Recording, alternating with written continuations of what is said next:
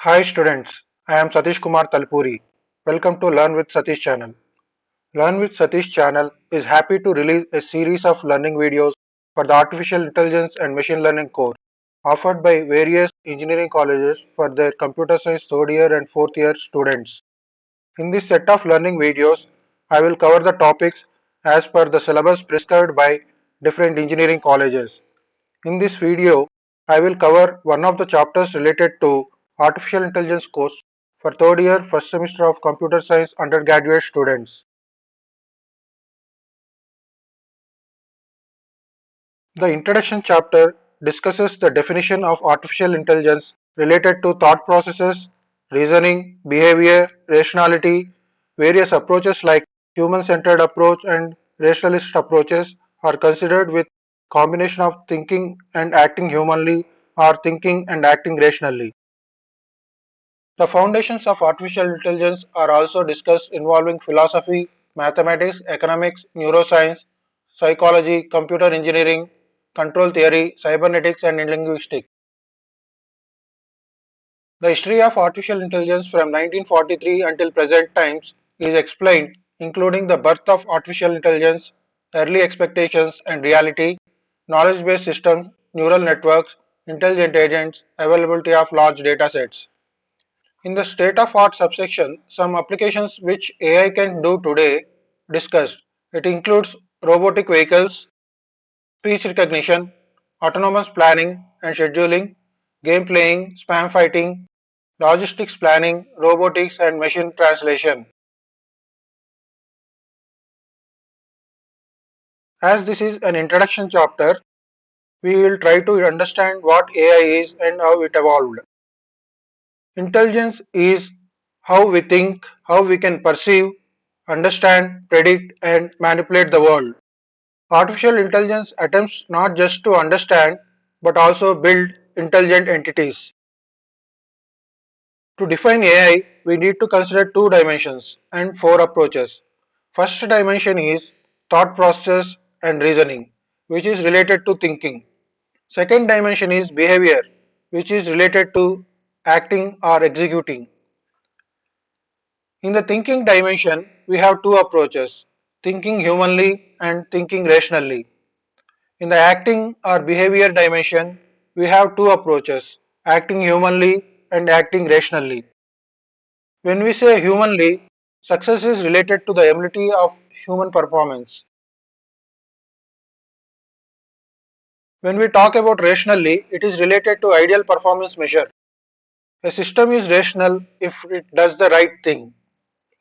Thinking humanly approach is followed by people who want to make computers think like humans.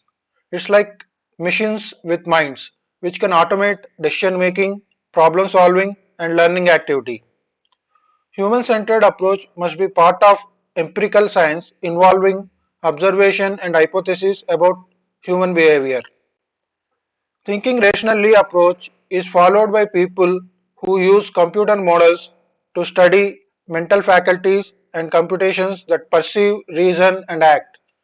Rationalist approach involves a combination of mathematics and engineering. Acting humanly approach is about creating machines that perform functions that require intelligence when performed by people. The goal is to replace the activities which are performed by humans to be performed by computers. Acting rationally approach is about designing intelligent agents and introducing intelligent behavior in artifacts. All these four approaches are followed by different people with different methods. Several groups complemented each other's approaches and some other groups did not give importance to others' approaches.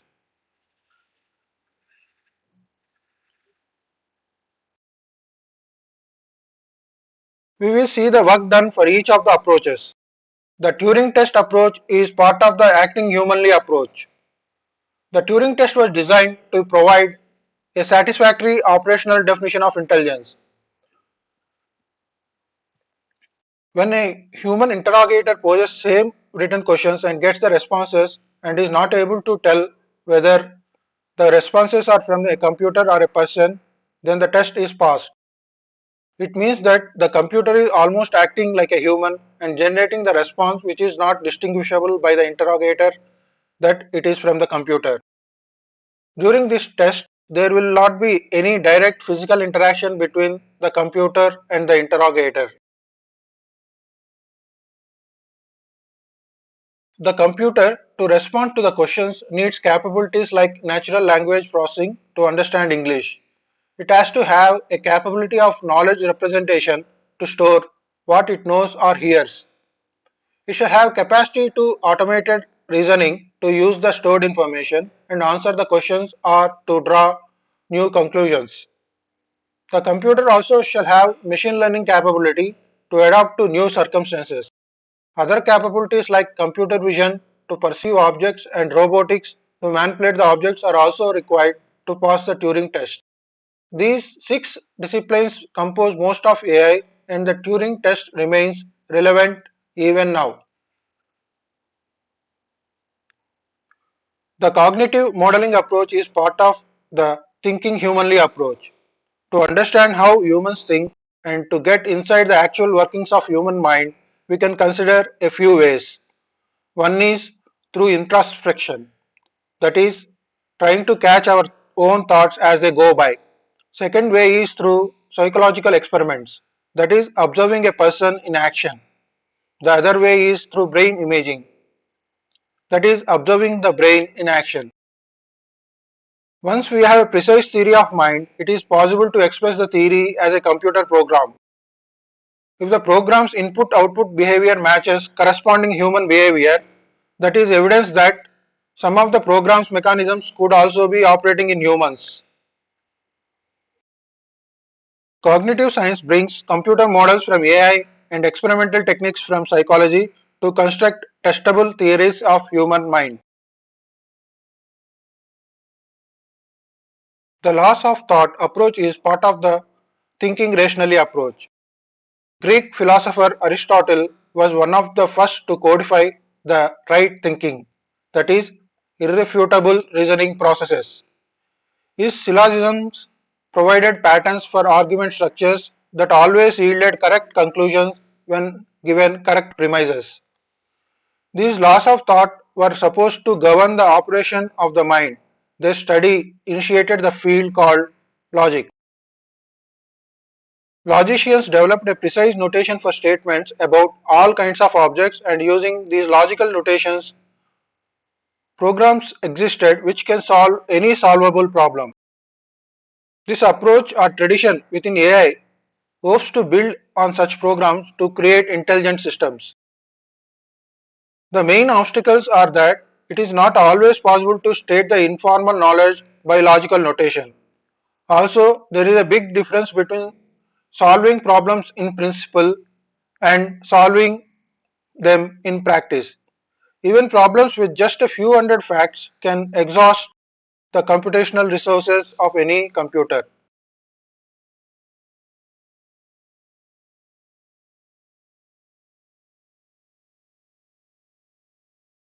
The rational agent approach is part of the acting rationally approach. An agent is something that acts. All computer programs do something, but computer agents are expected to do more, that is, operate autonomously, perceive their environment, persist over a prolonged period of time, adapt to change, and create and pursue goals. A rational agent is one that acts so as to achieve the best outcome, or when there is uncertainty, the best expected outcome. The advantages of this approach is that it is more general than the laws of thought approach because correct inference is just one of several possible mechanisms for achieving rationality. It is more amenable to scientific development than the approaches based on human behavior and human thought.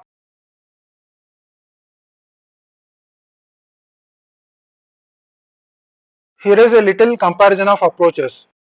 In the thinking rationally approach, the emphasis was on correct inferences. In the acting rationally approach, making correct inferences is a big part because one way to act rationally is to reason logically to the conclusion that a given action will achieve one's goals and then to act on that conclusion.